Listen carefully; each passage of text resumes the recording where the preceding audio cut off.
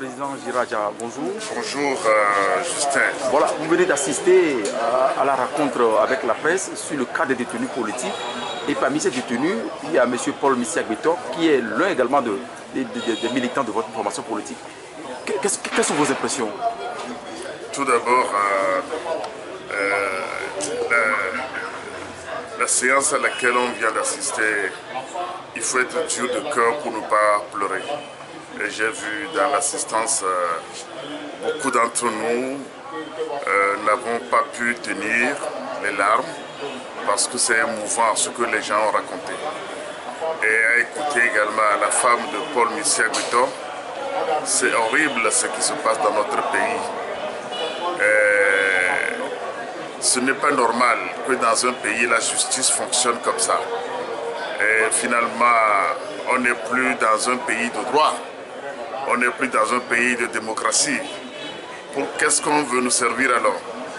C'est dommage qu'on a fait ce recul-là, parce qu'on a beaucoup reculé.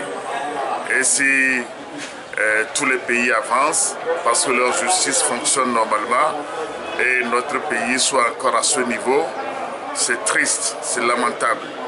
Et c'est dommage, parce que aucun pays ne peut avancer sans une bonne justice.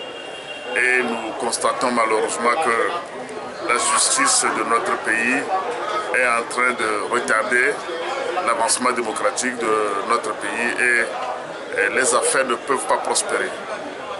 En revenant sur le cas de Paul Missiak-Betor, nous considérons que c'est un abus, tout simplement. Un abus. Et pourquoi cet abus-là? Quel est le danger que représente Paul Missiak-Betor pour le pouvoir en place? Nous ne saurons le dire. Parce que arrêter quelqu'un dans ces conditions-là, devant sa femme, l'humilier devant sa femme et ses enfants, aujourd'hui, l'un des enfants est traumatisé, il n'arrive plus à tenir correctement.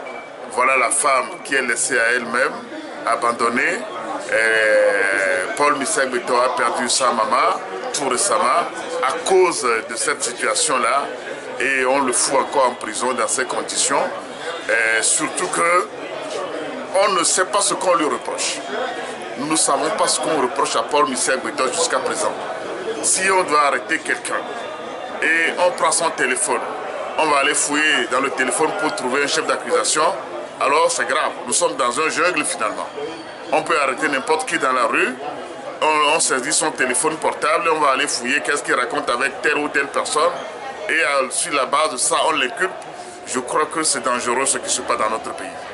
Nous souhaitons que toutes les organisations de défense des droits de l'homme, nous souhaitons que les pays qui se disent des pays démocratiques, qui assistent notre pays, le Togo, dans ces conditions-là, qu'ils comprennent que ce n'est pas normal ce qui se passe. On ne peut pas vouloir protéger un pouvoir et sacrifier les citoyens. Mais c'est ce qui se passe dans notre pays. Et ça ne doit pas continuer.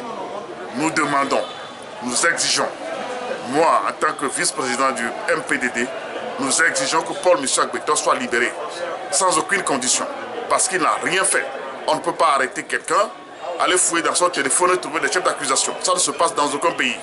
Il faut que ça s'arrête, parce que trop c'est trop. Nous ne savons plus qu'est-ce que nous devenons dans notre pays. Nous sommes des citoyens, nous voulons travailler pour que ce pays avance. Mais cette façon de faire là n'arrange personne. Ça n'arrange même pas le pouvoir en place, parce que c'est pas bien. Les images que nous venons de voir là, si ces images, bon, nous savons qu'ils n'en tiennent pas compte, quel que soit ce que les gens racontent sur eux, ils sont devenus insensibles à la souffrance des populations, mais pour l'image de notre pays, ce n'est pas une bonne chose. Nous souhaiterons que ça s'arrête. Et nous voulions surtout que Paul Missiak-Betor soit libéré, sans aucune condition. Monsieur Giradia, vous êtes politique, vous rencontrez par moment le groupe des 5, pas plus qu'il y a quelques mois, et il y a eu une rencontre qui a fait polémique. Est-ce que vous discutez de ces questionnements-là? Oui, mais nous avons toujours parlé des questions des droits de l'homme avec le groupe des 5. Ils savent ce qui se passe dans notre pays, mais nous ne comprenons pas pourquoi ils ne se prononcent pas. Voilà tout le problème. Le groupe des 5 sait, ils sont au courant de ce qui se passe, de la violation des droits de l'homme dans notre pays. Mais notre étonnement, c'est que nous ne comprenons pas leur silence sur ces questions de violation des droits de l'homme. tout simplement. Maintenant, sur le principe, est-ce que vous comptez encore les rencontrer dans les jours à venir, dans les prochains jours? Bon, sur ces cas de violation des droits de l'homme, je crois que nous, les politiques, nous faisons ce que nous devons faire. Nous avons demandé au comité de libération des détenus politiques de faire en sorte que ces dossiers-là soient ventilés partout. Soient ventilés partout, et nous pensons que même au niveau du G5, il faut que ces dossiers parviennent. Il faut que ces dossiers, tous ces témoignages qui viennent d'être faits là, nous souhaiterons que ces témoignages parviennent au G5 pour qu'ils comprennent davantage de ce qui se passe. Et le ressentiment des populations vis-à-vis de ces violations des droits de l'homme, nous souhaiterons qu'ils le sachent. Maintenant, s'ils continuent par se taire, s'ils continuent par demeurer dans leur silence, nous les politiques, nous saurons quoi dire après.